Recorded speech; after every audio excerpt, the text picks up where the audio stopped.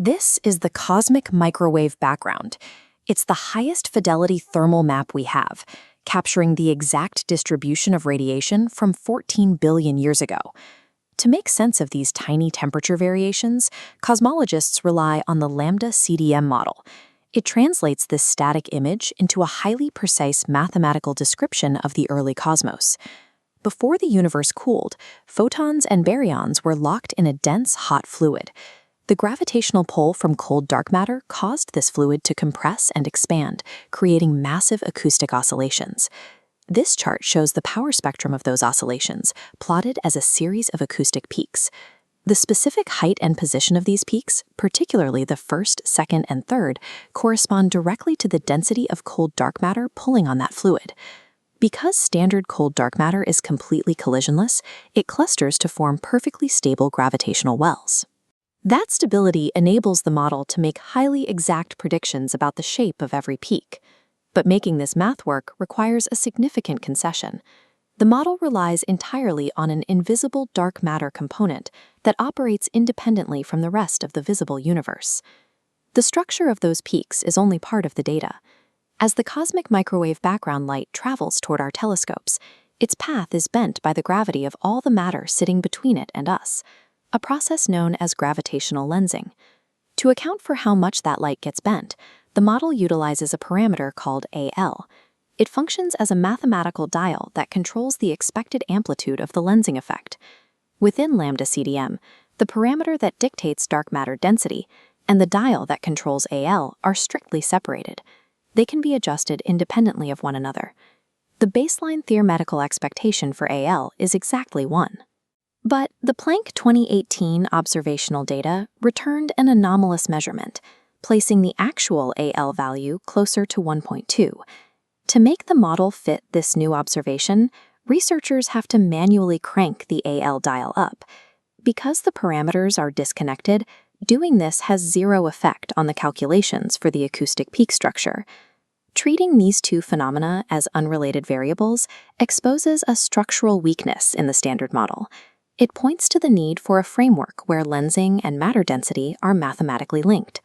This residual plot acts as a strict diagnostic test against the standard model. The zero line represents a flawless LambdaCDM prediction. Blue data points map actual telescope recordings. Notice the distinct structured cluster of points sitting visibly below zero between multiples 700 and 1000. This exact range corresponds to the third acoustic peak. The telescope data shows a measurable suppression of power right in this zone. Collisionless cold dark matter struggles to explain this drop. Standard dark matter forms rigid gravitational wells that should easily sustain the energy of these higher frequency oscillations without any targeted dampening.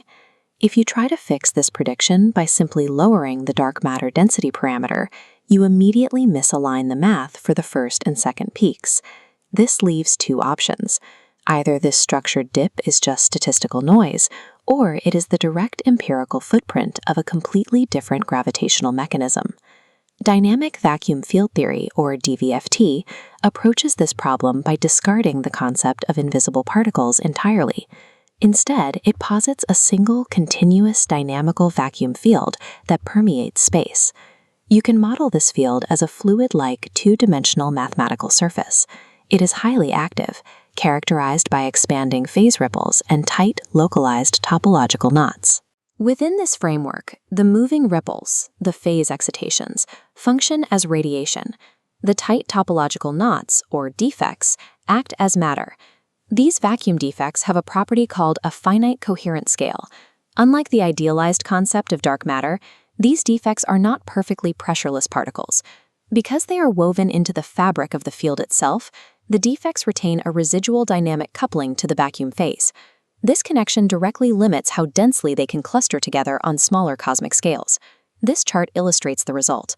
Where standard cold dark matter produces a deep, steep-walled potential well, the residual coupling in DVFT generates a slightly shallower, softer potential well at those smaller scales.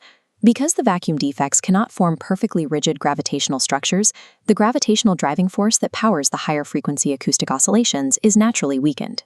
That weakened driving force translates directly into a physical observable, a targeted suppression of the third acoustic peak, mathematically defined as R3.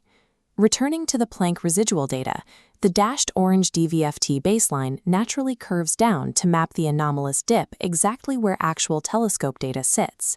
This isn't from manually tweaking a variable, it's a strict mathematical consequence of underlying vacuum dynamics, which leads to the theory's most rigorous claim.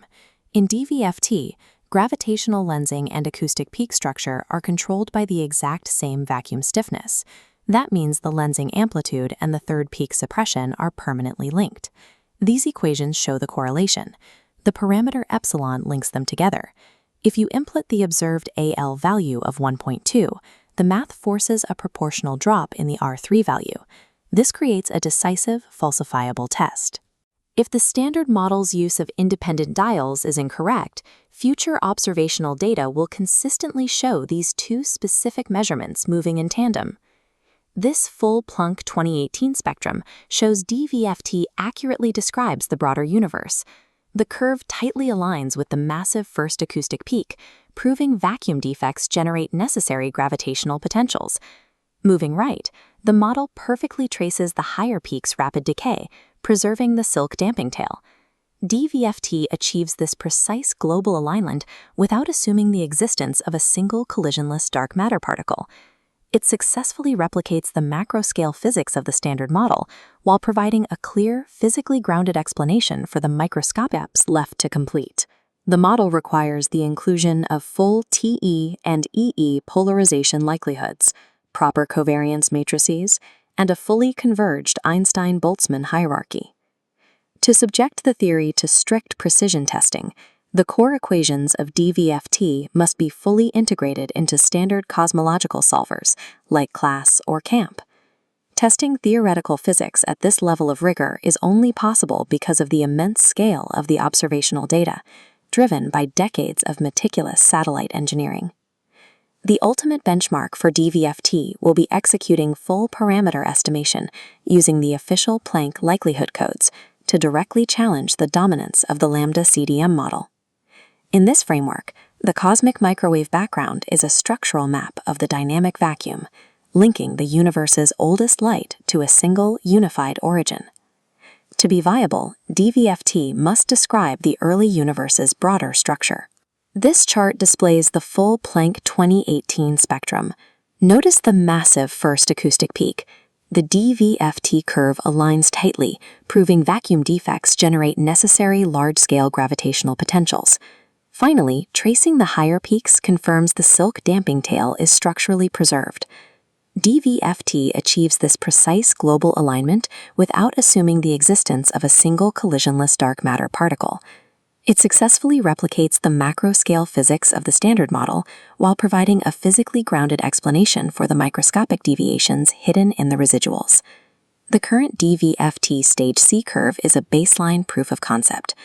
The initial diagnostic yields a chi-square value of roughly 293, indicating a solid mathematical foundation, but not a finalized fit. There are computational steps left to complete. The model requires full TE and EE polarization likelihoods, proper covariance matrices, and a fully converged Einstein-Boltzmann hierarchy. To subject the theory to strict precision testing, the core equations of DVFT must be fully integrated into standard cosmological solvers, like CLASS or CAMP. Testing physics at this level of rigor is possible only because of the immense scale of observational data, driven by decades of meticulous satellite engineering. The ultimate benchmark for DVFT will be executing full parameter estimation using the official Planck likelihood codes to directly challenge the dominance of the LambdaCDM model. In this framework, the cosmic microwave background serves as a structural map of the dynamic vacuum, linking the oldest light to a single, unified origin.